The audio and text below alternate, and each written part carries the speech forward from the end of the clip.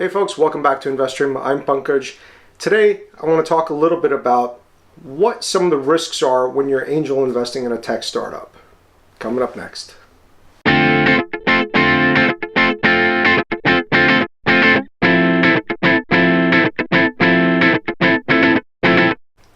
Alright folks, welcome back. So what are some of the risks? In the previous episode we talked a little bit about why people sometimes get into angel investing.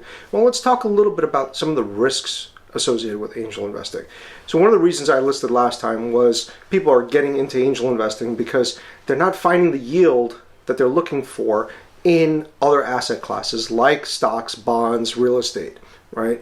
So some of them have started angel investing. Yes, if a deal works out, you could probably make a lot more money angel investing than you could in real estate or stocks or something. But the likelihood of any individual finding a deal and in making 1 or 2 or 3 or 5 investments and hitting the ball out of the park are like close to zero. You're probably more likely to win an all-paid trip across the globe than you are to hit the ball out of the park on a couple of angel investments. People still get into it even though there are significant risks. So let's talk about what some of those risks are. Well, number one, macro conditions, right? Like you cannot control things like the coronavirus. Haven't really followed up on what's happening with a lot of Chinese startups, but over here in the US, we have seen recently that there's been a little bit of a pullback, and part of that has been because of the challenges that folks saw with companies like WeWork, right? And that's a perfect example. It's a company that has grown tremendously since it was founded, primarily driven by an extremely charismatic founder.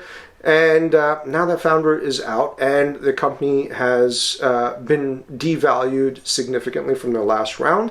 And that's affected primarily their late stage investors and not necessarily the earlier investors as much. Of course, decrease in value hurts everyone, but for the earlier investors, it's more about the multiple that they're going to get that has come down rather than them actually losing money. So deals fall apart at any stage of the game, right? A company can be succeeding for 5 years and suddenly things go wrong.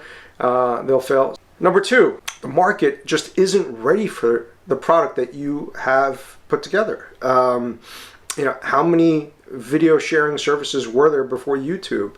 YouTube finally got it right and was at the right place at the right time. Right? Timing counts for a lot, and a lot of startups are too early, and that's why they fail.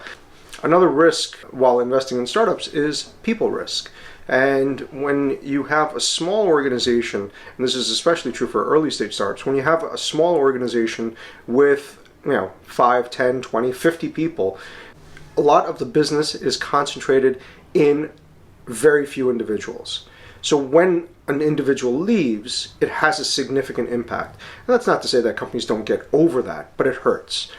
When it's a founder that's leaving, it's even more of a battle because many times not only is that founder leaving with significant knowledge of the business and the technology or whatever, but they're also leaving with a significant amount of equity, right? And reclaiming that equity can sometimes be a very difficult thing to do.